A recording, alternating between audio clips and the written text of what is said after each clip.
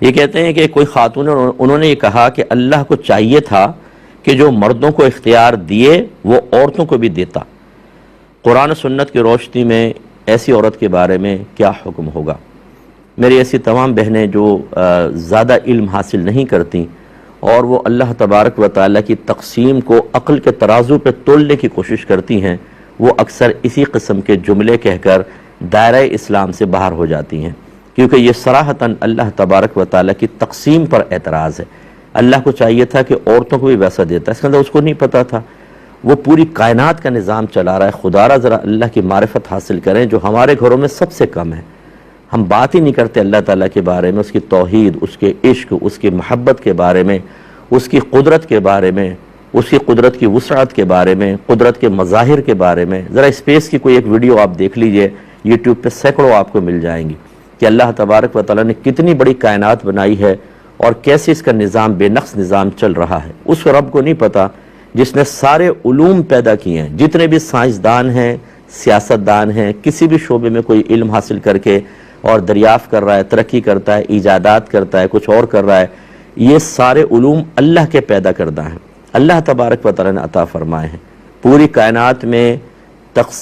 نظام تقسیم رزق دیکھ لیں آپ، کہاں کسی باغ میں کوئی چیز لگتی ہے، ایک پھل لگا ہوتا ہے جیسے انار ہے، اس کے دانے اللہ نے تقسیم کیے ہوئے ہیں کہ 100 دانے اس کے پیٹ میں جائیں گے، 50 دانے اس کے پیٹ میں، 40 دانے اس کے پیٹ میں، ہم اندازہ بھی نہیں کر سکتے، اور پھل چلتا ہے، بازار میں آتا ہے، گھر میں آتا ہے، کٹتا ہے، اور ایسے ہی دانوں کی تقسیم ہو جاتی ہے۔ اگر کراچی کی آبادی 3 کروڑ کی ہے، اس میں ایک آدمی فرض کریں روزانہ 1 کلو پانی استعمال کرتا ہے، تو 3 کروڑ کلو پانی تو ڈیلی چاہیے، اور اللہ تبارک و تعالیٰ کراچی کی پورے پاکستان کی آبادی 30 کروڑ ہے، پھر دنیا کی دیکھیں کیسا انتظام فرمایا ہو میٹھے پانی کا۔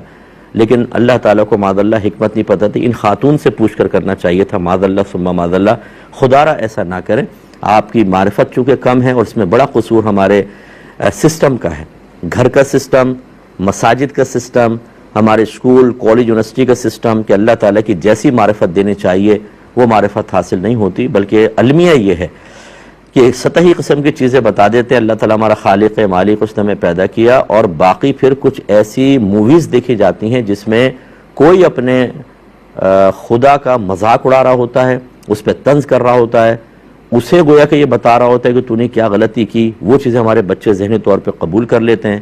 ذہن معرفت سے خالی ہوتے ہیں، پھر وہ اللہ تعالیٰ کے بارے میں ویسا ہی گمان کرنا شروع کر دیتے ہیں اور دائرہ اسلام سے باہر ہو جاتے ہیں۔ توبہ اور تجدید ایمان، اگر شادی شدہ ہے تو تجدید نکاح ایسی خاتون کے لیے لازم ہے۔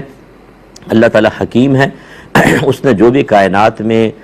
نعمتیں تقسیم فرمائی ہیں وہ بڑی حکمت کے ساتھ ہیں۔ اگر اس حکمت کا ادراک نہ ہو سکے، اس کی حقیقت تک ہم نہ پہنچ سکے، تو اپنے عاجزی کا اعتراف کر کے زبان سے یہ نکالیں کہ جو میرا رب کرتا ہے وہ بالکل عدل اور انصاف کے ساتھ ہے۔ اگر اس میں کوئی نقص نظر آ رہا ہے تو میری قصور عقل ہے، میرے باطن کا نقص ہے، میرا رب بے نقص ہے، اس کا نظام بے نقص ہے۔